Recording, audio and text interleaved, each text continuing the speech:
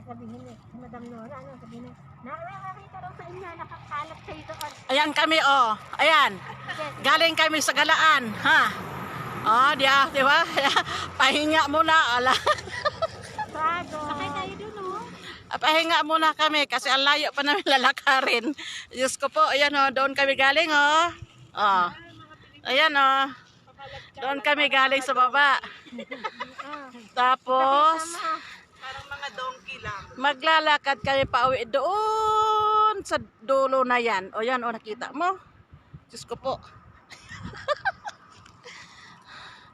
Ayan o, sila o. Pahinga muna. Iipon ng lakas.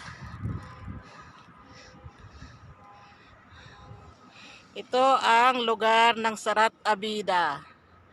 Ayan.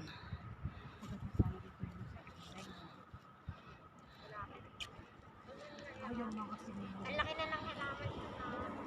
Ayaw ni Mumu kasi siya. Ayan. Iikot na naman yung atete. Ah. Oo, ayan na. Nasabi ko nga. Bakit iikot siya? Sabi ko nga. Ano? Ay, sa likod tayo. Sakay tayo? Hindi ka siya. Sa likod. Ay, hindi pwede. Hindi pwede ka doon. Wahidor. Isang, hindi pwede. Hulihin tayo ano. Wahidor. Ayan. Isakay kami sa bak. Ano mo? Pag nakita ka ng pulis.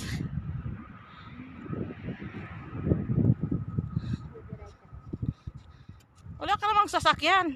Sa paano may sakay mo dyan? Nasa unahan lang. Oo. Ano may ikalong mo? Ay.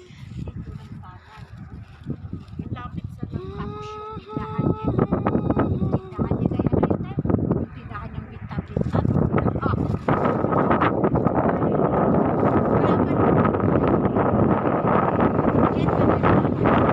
Yun pala si Husin. Yun pala si Husin yun. Ewan ko. Hindi, pag si Husin, hindi naman talaga hintuan mo.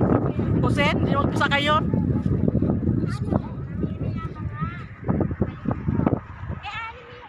Oo nga. Oo nga. Oo. Ano nga mo ang pinakamalaki kung ang kita mo naman dito mabilis? Oo. Kasi plantado to eh. Ibang magwasan ka ng 20,000, ayaw mo. Di ba te? Kaya sabi, Ano pa upa doon, te? 50 daw. Sabi raw niya 50. Ah, 1 month? Sana. Ngayon hindi na, ngayon 30 plus siya. Oo. Isang ano yon? Isang taon. Ganon. Basta ganun siya. Pinto na lang siya. Pinito na lang. Ayos lang siya. Hindi naman, may gate pa nga yan eh. Ayan o. Gusto mo yung kita. Upa. Sabay, kasi siguro yung kapatid niya doon. Kasi nag-uupa din siya sa kapatid niya. Diyos ko naman, hindi naman siya binigyan ng konsiderasyon. Manong 20,000 na lang. Nakasiguri na.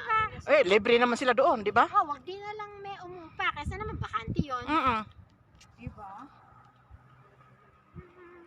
Parang tulong lang sa kapatid niya. Anak lang siya dito ng boarding house. Bismillah. Ano yon?